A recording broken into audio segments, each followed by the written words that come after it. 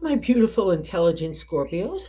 I already saved some time and shuffled the cards and laid them out. I'm using a Celtic 10 card spread that allows me to look at past, present, and future influences for the month. And as always, I'll be teaching the tarot through each card so you not only receive your message, but you start to build your own intuitive relationship with the cards because that's what this channel is all about, using tarot for our betterment and our benefit. And your benefit this month, my Scorpion friends, comes from believing in yourself. You're still allowing other people to have authority over your mindset that affects your heart and your spirit and your ability to move ahead, right? Because a new turn on the wheel is happening. I'm telling you right there in that third card position. I'm starting it off there. I'm going to hop around a lot because there's a lot going on here. In that third card position is the way that God wants to help us navigate the month. It's the top of the matter in the 10 card spread. It's the Wheel of Fortune. It's a major arcana card. It's a big deal because not only is it a life lesson, but it's the end of the past and you know you're moving in a new direction. That's a clear indicator to me when it appears in a reading, especially in that position. It's saying to you, Scorpio, have no doubts. Let's move ahead. And it's sitting on top of the first card, which is a significator position in the 10 card spread, the general gist of the overall reading. And we've got the Queen of Wands here.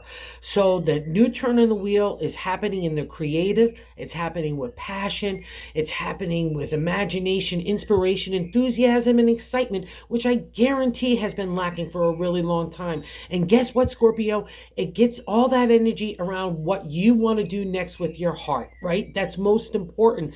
It's about the equality, the respect, not only for the intelligence and your creative energy, but for your heart. You want an equality of give and take. That gets reflected here in the 6 card position. It's the 6 of Pentacles. It's the give and take of resources, material, finances, and emotional energy as well. But let me not get ahead of myself. The wheel is turning in a new direction for the Queen. But what's interesting here, what's blocking that energy from manifesting, you really believing in the authority and the power of the Queen of Wands and within you, and that you need to take this energy and apply it to your everyday life, okay? The 8 of Cups. The 8 is the refresh, rejuvenation, the restart in the area of the heart, right? That's the cups, love, emotional flow, our intuition, our psychic ability, our subconscious, our dream state, right? And why is not wanting to move forward blocking, or more importantly, having to move forward? Let me reverse that, okay? Having to move forward in a new way for the heart is blocking the Queen from manifesting. The only thing I can come up with is stop looking at the past as the way that you need to move into the future. A whole new ball game, okay? Stop dealing with the way that people in situations do from the past in old ways. A new way needs to be applied. That is why you've become the Queen. She is not going to be silenced when there's fair and just, or she needs to express her intelligence and, more importantly, her identity. And you want to move on. That would be an indicator here. And the Wheel of Fortune says you are going to move on. So the sooner we grab that new dimension of the way that you have to have a perspective and a viewpoint and that confidence in yourself, because it lies within you guys. It's already there, and I know you know it. And I think it's because of that whole trial and tribulation of the past. Because in the 7th card position, the way that we're feeling about ourselves, we have another major arcana card. And this one's a doozy as well, but in a different way. Where the doozy is a really good way, wowsy magowsy in the Wheel of Fortune. But the Tower is destruction. It's upheaval. It's chaos. It's just like, whoa. It's every such a way. And it's a past reflection when it appears in a reading to me. So you've already gone through the destruction. You know everything has fallen apart already. You've been kind of riding that kind of rubble wave for a long time. And you're coming out of it now, and you have been for a while, and you're still trying to get your footing. You're kind of like getting your eyesight again. That's the thing about the rubble. You got a lot of dirt in your eye. You're trying to wipe it away, a lot of stuff, but we're back on solid ground. And we also know, more importantly, that God in the universe has got our back. And a lot of you, so many of you really, it's about leaving that old habit of the way that you loved, or the way that you compromised your identity for everybody else. That's what that reflection is. You can't change the queen. It's you. She's not going to go away. So you might as well walk aside her and just kind of buy into that vibe of her passion and excitement. She's the queen of the creative. That's imagination, inspiration materialized in the real world. That's the domain of the queen. She's a lioness. She's like a warm fire on a cold day. Everyone gravitates to the queen. That's you, Scorpio. So do not underestimate your own power here, in that just razzmatazz to the outside world, but the razzmatazz to take your ideas and make them a reality wherever that is, whether it's touching family, relationship, home, career stuff, your body, your health, your viewpoint of the world, wherever that is kind of broken and gone into a new reflection. That's the evidence of the tower. The tower, out of the tower came the queen. So believe that it's a new start. That's why you're getting the reward. The Wheel of Fortune is kind of like a karma card to me, because you don't get to the wheel unless you've been a good egg throughout the whole downturn, trying to use your heart and your spirit and your intention. And that's all great, but now that energy needs to get aimed at you for your dreams, your wishes, and your movement forward. I know you know this, Scorpio. I know I'm talking to a very audience that's buying into this, and you've been trying to do this, and let's not stumble, and let's not give our power away because of past reflections, okay? And God is validating this as well in the fourth card position, the way it's the base of the matter in the 10-card spread, but I like to say the way we're feeling in our gut. It's the major arcana card, the sun. So this is a really good wowsy dowsy in a great way as well, because it appears to me, after you've gone through tough lessons, tough times, tough reflections, tough everything, right? The material world and the spirit, because you rule that domain as well. You're a water sign, so you're going to have a lot of emotional upheaval in the kind of the tower. It's not just in finances, in the material world, but for you guys, it's also going to be in the emotional realm, the psychic realm, that intuition. It shakes us to our core no matter who we are, but you guys get a double dose in both areas, right? But that's why the wheel is appearing in your favor in divine order, and that's definitely why the sun is appearing. It appears to me, after we've gone through that kind of dark reflective time with God and the universe, to learn about ourselves and learn about our ways with other people. And again, it's a lot of it has been emotion and heart being flowing in a lot of different ways, and some of it not being given back in a really nice manner as well. But that's how we grow. It's the tough stuff that makes us reflect in a good way to become better people. And that's what you guys have done. So I really got to say congratulations here. Pat yourself on the back, because that's what this reading reflects as well.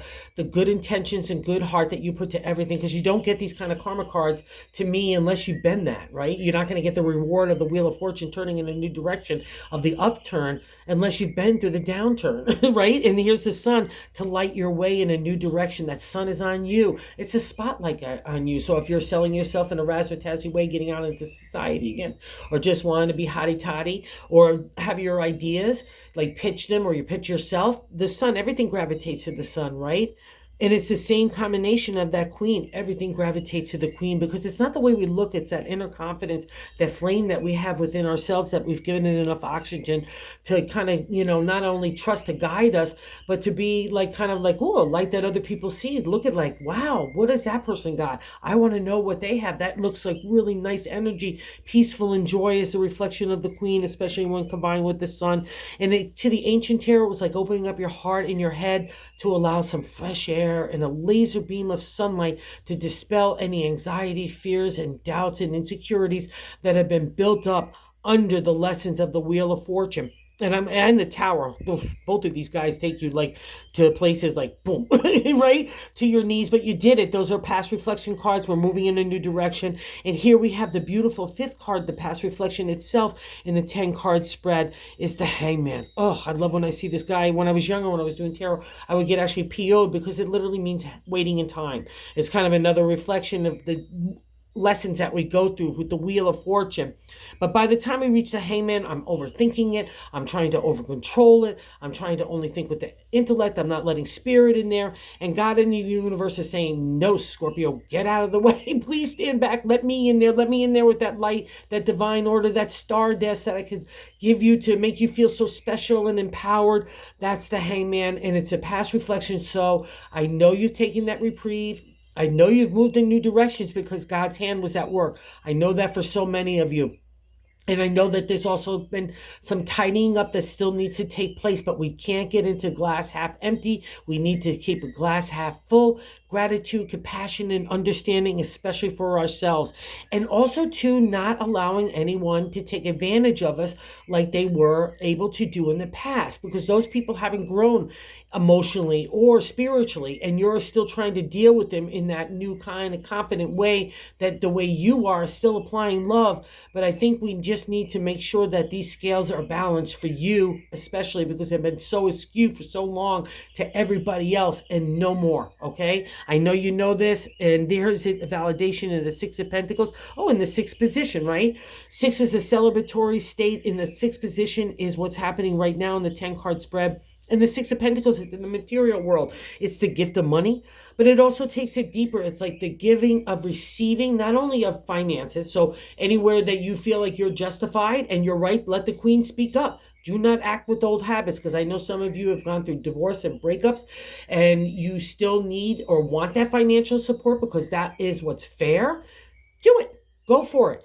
Do not have a voice in that, and do not let your authority not be shown either, okay? Do not let other people take advantage of you, because that would be a reflection of you're wanting to fold the queen over to give what you did in the past. No. And that's the reflection of the Six of Pentacles. Everything's got to be equal. What you give out, what you receive. Even if you don't believe in that kind of universal energy, it's physics. Whatever momentum you put out, the energy, it's going to come back to you. And that's what you're demanding. But it's also the gift of money. So wherever that materializes, use it for you, okay? But also make it happen for you, because I know some of you guys are in that position. So do not have a voice and authority here. Do not let the tower of the way you're feeling about yourself from the past make you spooky magooky to go do what's right for you, because that's what this lesson is. That's why the queen is here.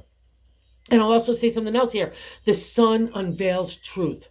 It unveils honesty and what a real situation is. So again, Scorpio rules secrets, revenge, like wanting to take that stinger, and we've had to rise above that. And so many of you have been doing that, and I say congratulations here.